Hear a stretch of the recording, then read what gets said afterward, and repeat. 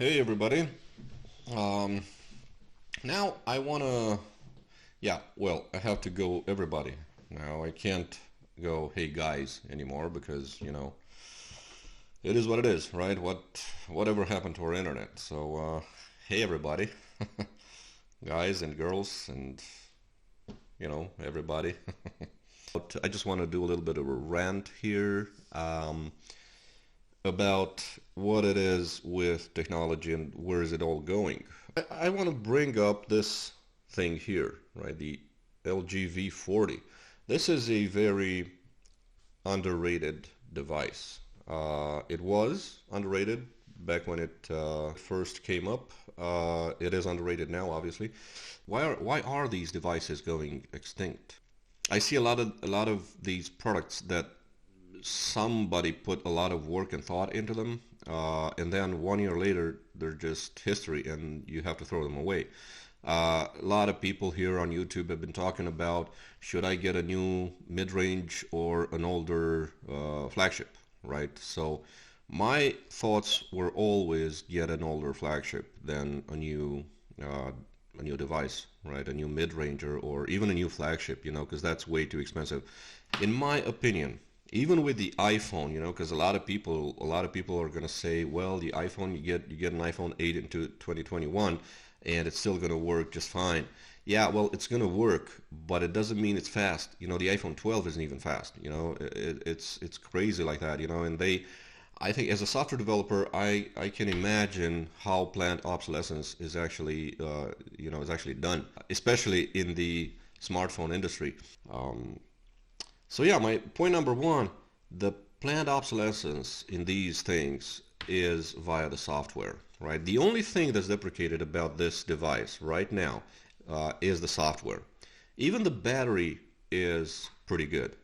At this point, I mean, this is a what, 4 years old device, 3 or 4, I don't know, I don't even, yeah, but it's pretty old, right? So I think it was 2017 or something when this showed up. I'm actually using it right now with this little case. It has a metal thing here, so that I can set it up in my car, and I use it for maps and all that stuff, right? But even using it as a GPS device, right, for the maps and everything, even then I'm noticing uh, certain issues, right? It's not lag. It's like the performance on this is great.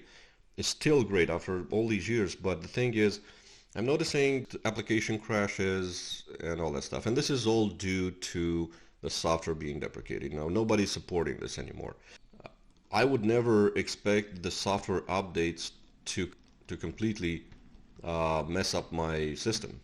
Like if you build software, you have like version 1, which is running and it's okay in most cases, but then you come up with version 2 and you come up with version 3 and all that stuff, right? Every single version is supposed to be more optimized and more stable. Um, but in the case of these devices, and even in the case of operating systems like Windows, maybe except for Linux and a lot of Linux distributions, I don't even want to talk about the Mac OS because that's just crazy. I mean, you do one update from Catalina to Big Sur and you're effed. You're totally effed, right? It's like I know, I should know. I have this MacBook over there that I used to do some work on, and yeah, I'm not doing that anymore. Learn my lesson. That's just there for YouTube and browsing around. And even that's gonna be, and that's an i9. That's an i9 processor, 16 gigs of RAM, the 2019 16 inches variant, right? MacBook Pro. And yeah, it's bad. It sucks. Um, the only thing that's good over there is the display. Well, you get better displays in some Asus laptops these days, but and the touchpad, right? Obviously, nobody can match the touchpad on a MacBook. But that's it. These days it used to be that the operating system was great, but these days it's not. It's just the touchpad. That's all they have going for them anymore, right? But I digress.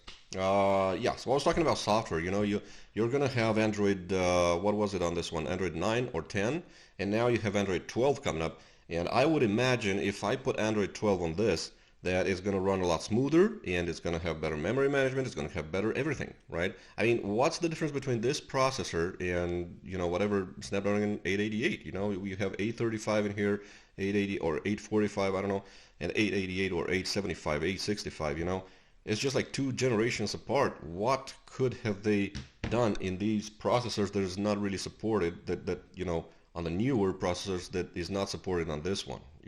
It's amazing to me. It's just it's mind-blowing. And because this is the way I write software, is that I'm trying to make it better with each iteration. I'm not trying to make it worse. And if you look at every single device these days, you get an Android update, you get an iOS update, Mac OS update. It's just crazy. It'll really, the older the laptop gets, the older the device gets, the smartphone, the the worse it's going to be in terms of software, in terms of user experience and everything.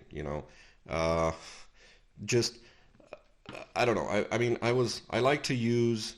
Let me give you an example right now. I like to use this fingerprint sensor, right? It's not necessarily because it's on the back. It's because it's fast, right? Because it has its own whatever in here, right? Now they did these things with under screen, like it's some kind of I don't know, some kind of a good thing to have it under screen, not to just use your thumb instead of your index finger. But like I was talking about Xiaomi Mi 11 or the Zenfone 8, the under screen fingerprint sensor really sucks. If I'm talking about the Zenfone 8, the fingerprint sensor is the only thing that is bad. So they made a awesome device, but then they had to make that fingerprint sensor. If they had it on the back, that would have been, or anywhere else, but just don't put it under the screen where it's much harder to make it work right. This is completely wasteful. You have a lot of these devices, I'm pretty sure this one, the Zenfone 8, this one is already obsolete, but the Zenfone 8 is going to get obsolete in about a year's time. Next year, so this time next year, we're going to talk about this, and we're going to say, well, it's history, right? And so it's kind of weird that people would keep on buying the new devices unless the new devices are gonna have, I don't know, maybe a uranium powered battery that never runs out, or unless they have some kind of technology in the battery realm, because that's where they never evolved. To have something like this, to have all this power, and to only use it for like 4 hours or 5 hours or 6 hours, it's ridiculous. If they had something that the battery would last for a week, just like this smartwatch does, the Asus Vivo SP, I don't know, that'll be nice. So right now I feel that I'm forced to buy the new devices because they deliberately mess up the software in the older ones. I'm going to the iPhone because that's the first thing I can think about. You get the iPhone 12 Pro Max now. That's the pinnacle of their technology, in Apple, right? And you look at that and just compare the animation, compare everything you had when you first got it to right now, when iPhone 13 is right around the corner. So they're getting ready for that. Use an iPhone X, an iPhone XS even, and use the iPhone 8 right now, the iPhone 7. Everybody thinks, okay, well, it works. Yeah, well, it's because applications won't probably crash randomly. It's because of, there are no huge visible bugs. But it's a pain. It's a huge pain.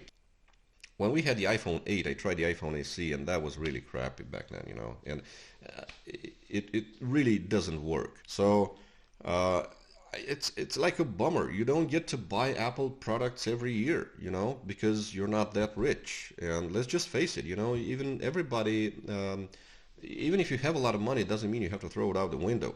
And that's what buying Apple products really means. Really throwing your money out the window, unless they would really be future proof, like for at least 5 years. But it's the human nature to get bored of it. If you're in, there's nothing more boring than an Apple device.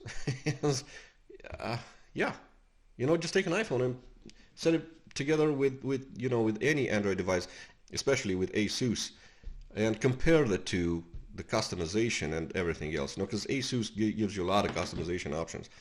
Now, the smartphone used to be something fun. It used to be something that helped me read my mail on the go. Now it helps make some payments, but technology now these days has become something that it's mandatory, right?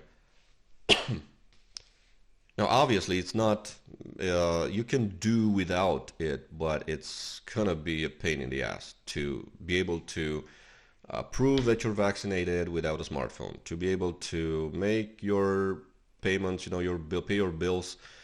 And it's such a huge world out there on the internet that you're probably going to buy subscriptions on a lot of stuff, like $5 there, $3 there, $20 there, and you're gonna pay a lot of money to a lot of these different companies, and it's hard to keep track. But then you have you have a smart device that is going to keep track of all this for you, right? So yeah, now it's a necessity. You must have a smartphone.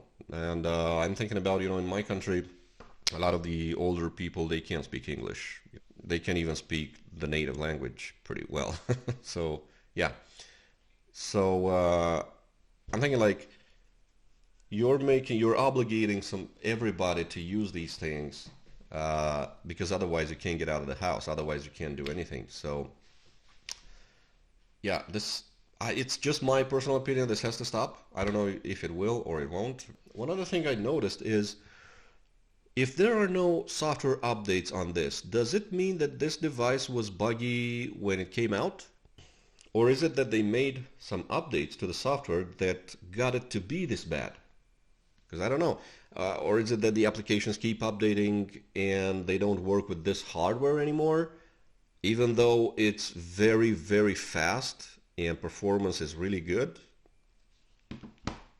It's mind-blowing. Let's just take the iPhone, because everybody's going to be like, oh, wow, the iPhone is great and it works. Yeah, well, just take any iPhone like up to iPhone 8, take an iPhone 7 or an iPhone 6. Those were very fast when they came out. I remember because I used every one of them, and those were very fast when they came out. What happened 1 year after?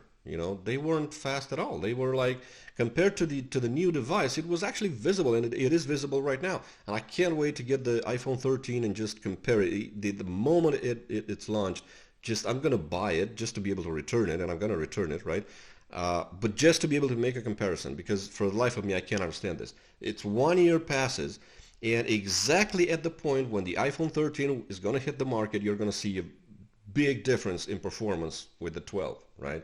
Because it was the same with the 11, with the X, with the XS. Every single one of them had this problem. The moment the new one came out, the old one was much slower. It's just crazy. I don't know, maybe it's just me, but I'd love to hear your thoughts. And I'll catch you in the next one. Bye-bye.